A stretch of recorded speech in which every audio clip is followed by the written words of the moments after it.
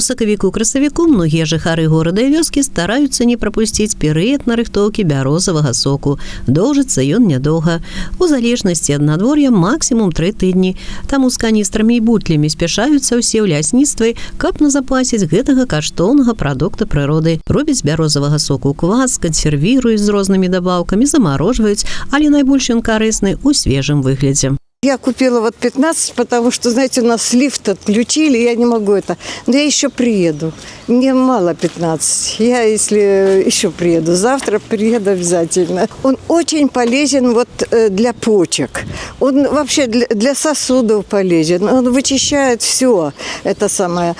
Продлевает, знаете, легкость в организме получается. На 3-литровую банку я обычно ложу где-то там полстакана сахара, лимончик, и это чуть-чуть вот так довожу до кипения и закатываю. И так всю зиму очень хорошо. Вы знаете, это самый лучший сок. Сёлета ў маладзечанскім лясгасе плануюць нарыхтаваць 120 тонн гаючага напою.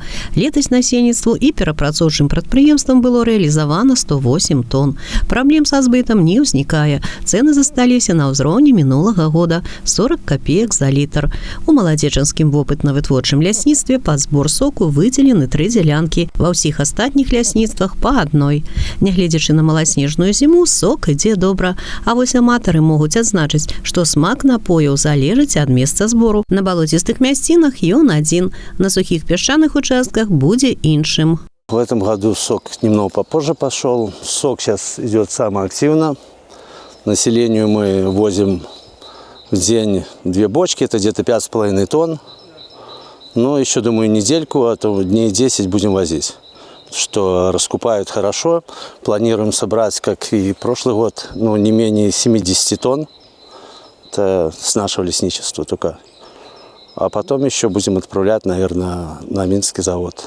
Нарыхтоўваць бярозавы сок дазваляецца не ўсюды. На тэрыторыях санаторыяў, у месцах масавага адпачынку грамадзян, у прыбярэжных палосах водных аб'ектаў, ля аўтадарогі, чыгункі, у парках і батанічных садах гэты працэс забаронены, але ж хапае іншых варыянтаў.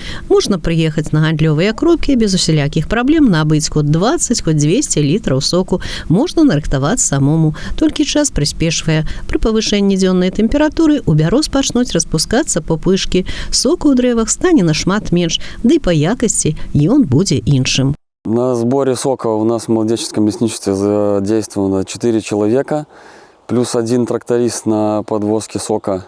Мы доставляем в лесничество там и реализуем этот сок. Также можно заготавливать самому в лесу. Для этого у нас выделен специальный участок.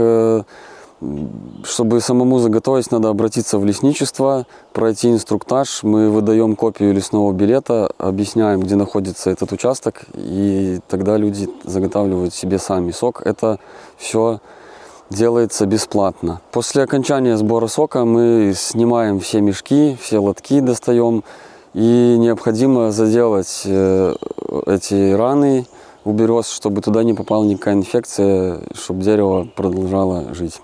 Алла Маркелова, Алексей Андреевский, МКТБ.